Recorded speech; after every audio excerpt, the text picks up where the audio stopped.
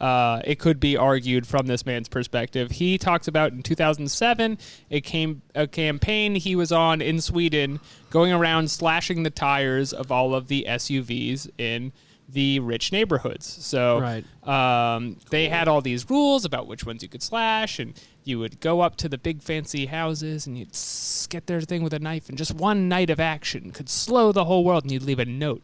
You'd leave a note on their windshield that says, "Sorry, friend. We love you and your cool way you live your life, but this car is not it, chief." And so people would get these, and it was a nonviolent action, but it was covered in the news, and this is also the focus of the book. It was effective in that people were fucking pissed.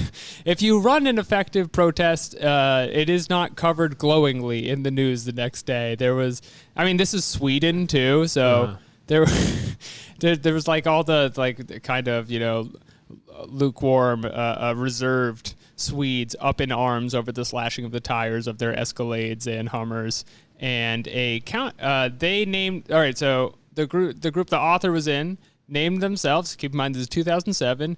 Indians of the Concrete. Uh-oh. With the idea that they were like Native Americans of Sweden. Don't think about it. And they were land backing the SUVs. And so they were going around doing that. And the public response was so negative that people named themselves the Cowboys of the Concrete. Oh, man. And they promised to scalp and kill the Indians of the Concrete if they saw them.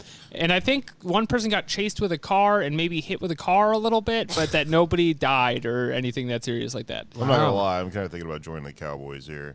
Well, you can't join the Cowboys. No one should be hurting these poor Swedish people, no matter your political demands. This happened to me once. I remember when I first moved to New York, I was riding a bike and I locked the bike to a tree, and then I left, and I came back later, and somebody had written a note on my bike, and it said, "You bust our tree, we'll bust your bike." Whoa! Because they were like mad that the bike being locked to it was going to. You were busting it. Yeah. You were busting it. They were doing like eco. Maybe you were locking your bike to the tree to prevent it from being chopped down. That's what I'm saying. Maybe I was doing my bike was doing a hunger strike. Well, it sounds like your bike was kind of on the wrong side of history, and that was busting the tree. Wait, so did they bust it up?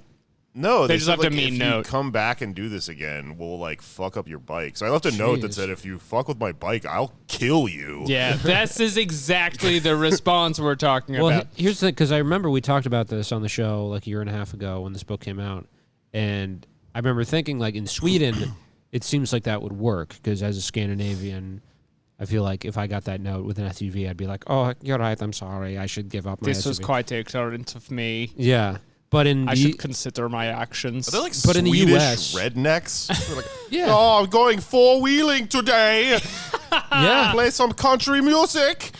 They have, well, I don't know. Actually, I don't think they have them in Sweden, but in Norway, they do have indigenous people. Sami, actually. Sami! But I would wonder, like, in the U.S., if you did that, that would just be immediate, like, death. Like, people would... Well, everyone has guns here is a big difference. And then also... But I didn't realize they even pushed back on it there. You're getting into something that I have really been stuck on with this, thinking about this activism, which is in America, so many people have SUVs that like you would never put a dent. Even if you went around an entire...